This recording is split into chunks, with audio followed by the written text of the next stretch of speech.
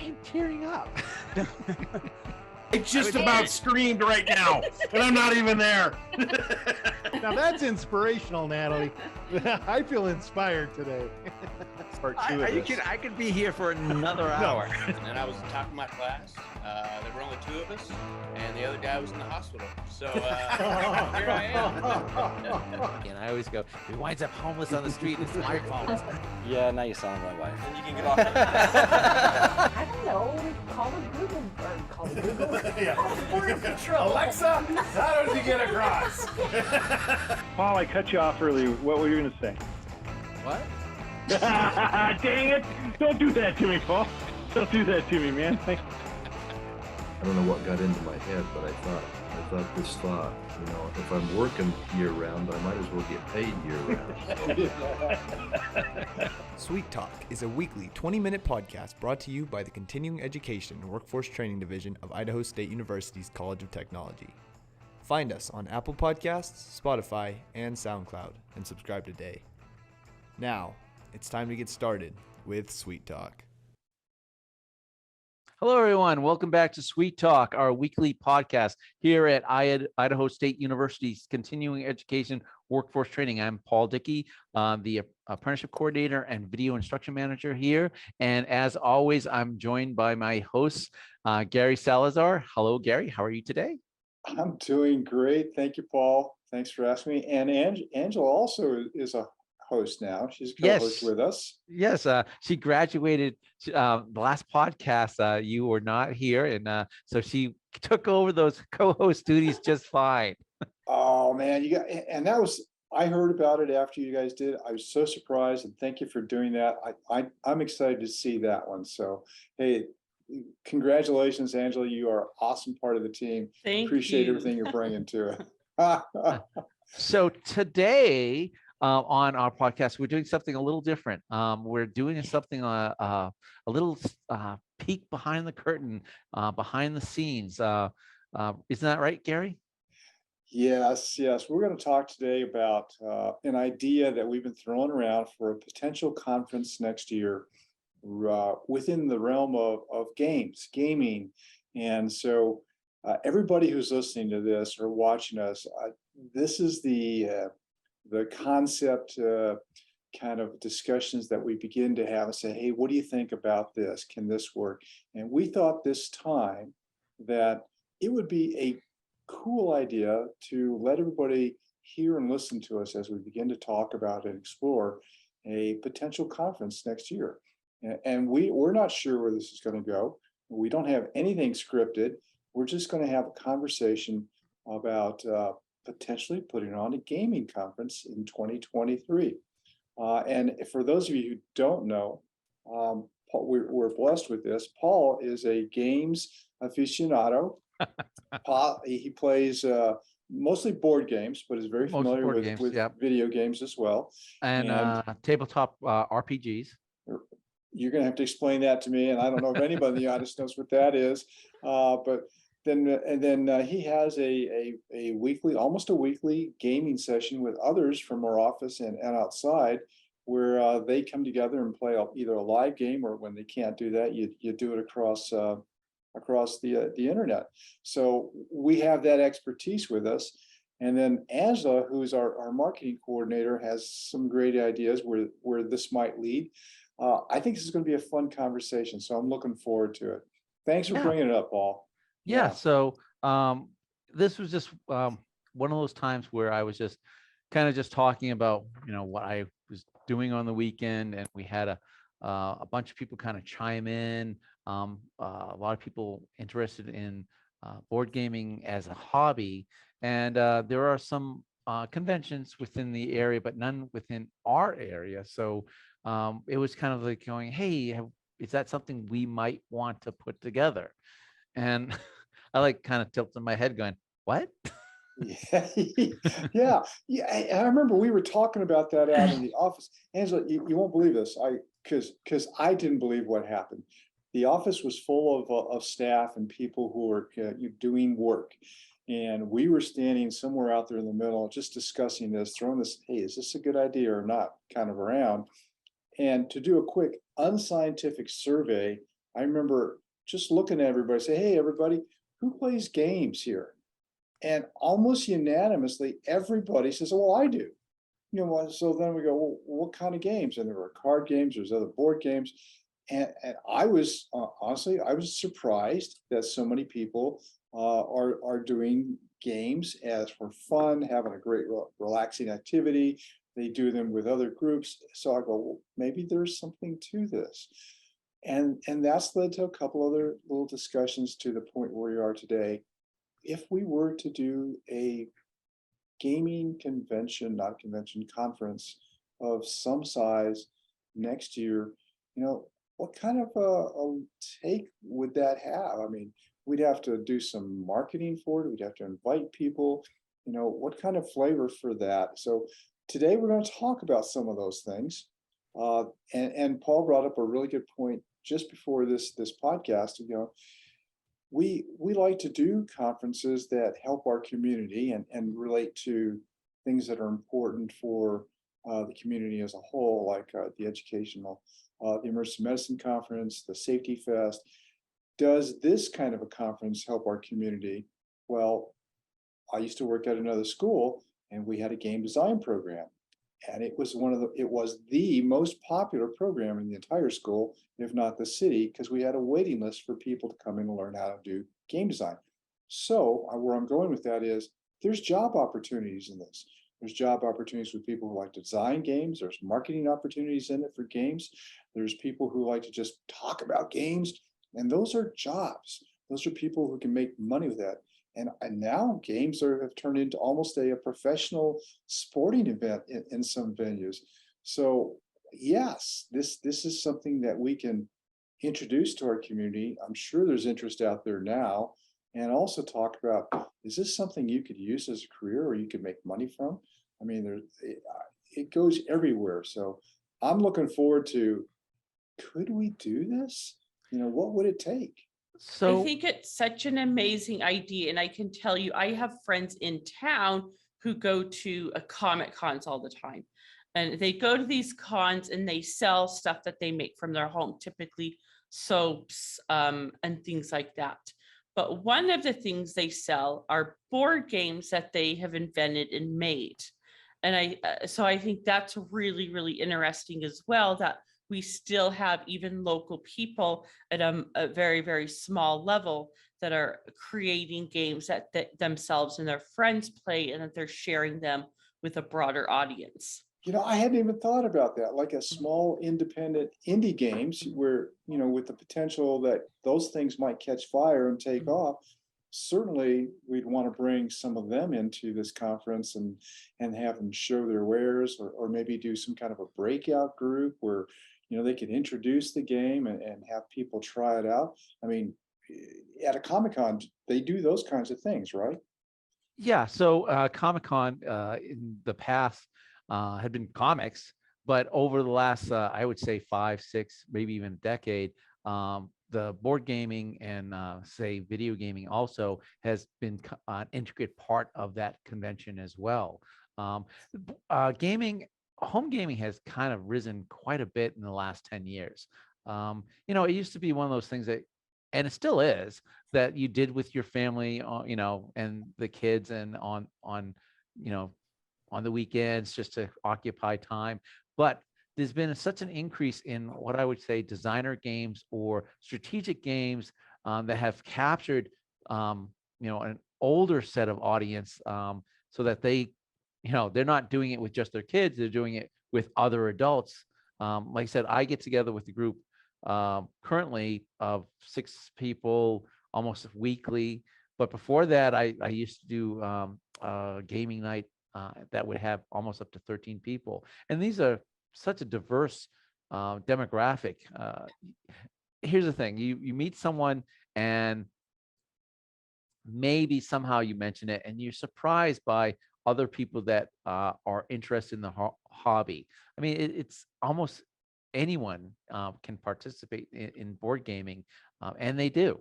I mean, we're talking any type of income level, any type of professional level, any type of family demographics. I mean, young families, older people, younger individuals, people with low income, people with high income.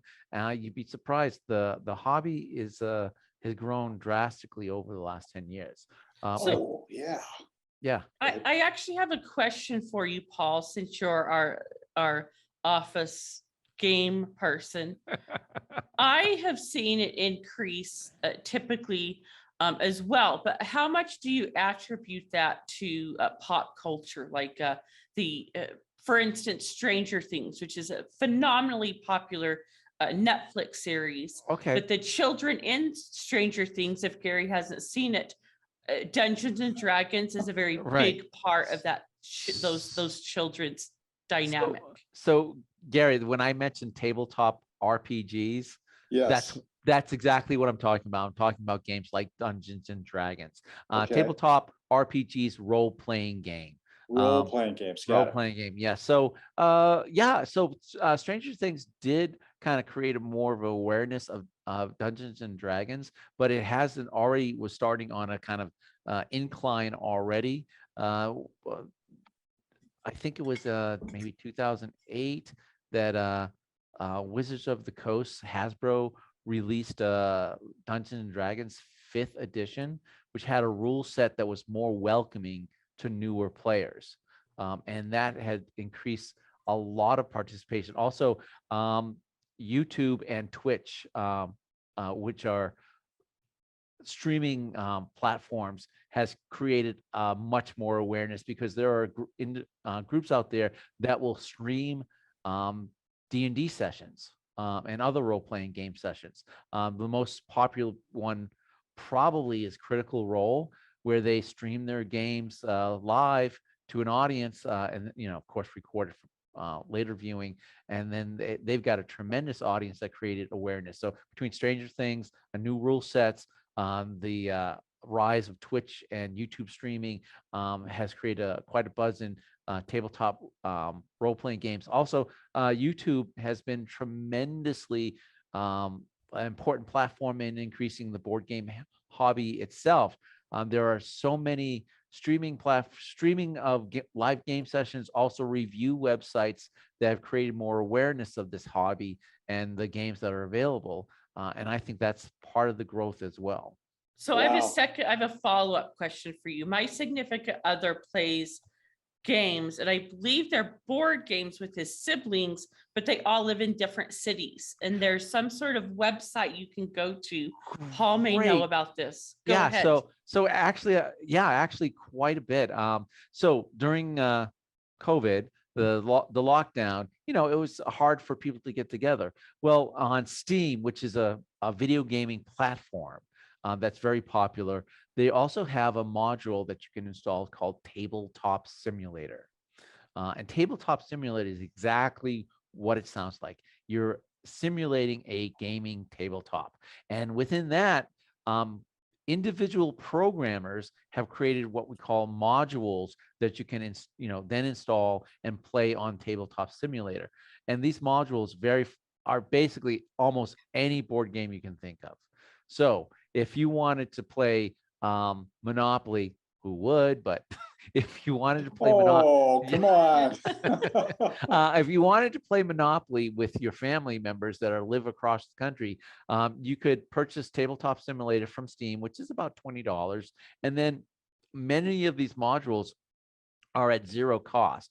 And the reason being why the publisher allows this is because it creates awareness of their game. And through having free modules on the game, they've actually sold a lot of their board games because people can then try them out first and then go, I want a physical copy of this game. But so it's tremendously it's a tremendous resource for playing games when you can't actually be together and still have that feeling that you are playing a game together. That is so cool. It seems like there's a way to help monetize some of those folks who might be doing like the independent games, the indie games that they create. I'm most interested in that, of course, but if somebody was to take this platform that you just mentioned, and they could charge people some money? Also, is there a subscription fee that they would have? So currently not. So the modules themselves are typically made by independent, not even part of the board game designers team, by just fans of the games. Now, here's the thing: Steam, you can also create just the board games themselves and put that on Steam separate from tabletop simulators. And many board game companies have done that. They've actually made their own app per se that they can sell, not just on Steam for the desktop computer, but in many cases on iOS or Android for phones and tablets. And a game designer will work with a video game designer to do that in many cases. So a lot of the board games are also available on apps that the designer publisher does make money on.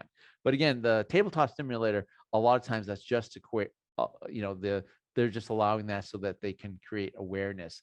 Now, here's the thing: sometimes a board game company will no longer allow a module to be played on tabletop simulator because an app is out there.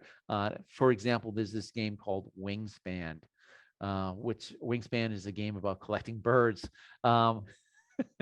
And there used to be a module on tabletop simulators. Then the designer worked with another company to actually release a desktop version on Steam and iOS versions. And then they said, you can no longer have this module on tabletop simulator, and which is fine because now it's available from the publisher themselves on a separate platform on Steam, but not part of the tabletop simulator platform. You're bringing up another area that gaming, I think, could be useful, is useful. I mean, you mentioned birds with this Wingspan. There's an educational component to that. I'm sure there's educational games out there that might be used in schools. Oh yeah, so there are many games that are designed to either simulate or educate. A couple offhand is Wingspan would give you information about birds. There's a game, a 2-player game called Twilight Struggle, which is a fantastic simulation of the Cold War. There is a board game that simulates the presidential campaign or election cycle of the Nixon versus Kennedy campaign, which is fantastic. There are also, of course, war game simulations out there, simulations, a lot of economic simulations that are much better than Monopoly.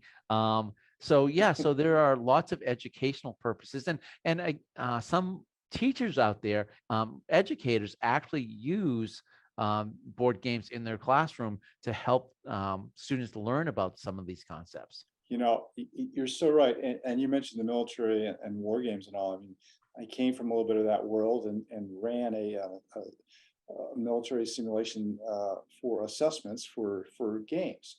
And we do that to kind of plan out and look at all the different various options and possibilities on given scenarios. But historically, and this might be somebody we'd want to try to find, historically, back in World War II, when the Battle of Midway took place, the Japanese and the U.S. naval forces, they fought each other, but the Japanese gained out that battle. And they tried to explore all the different possibilities. If they did this, what would the U.S. forces do? I mean, so gaming itself has a tremendous historical perspective. It goes probably even further than that. And then to your other point, I mean, gaming is used to help do forecasting and economics. All sorts of simulations can be run. Gaming can go into so many different areas here.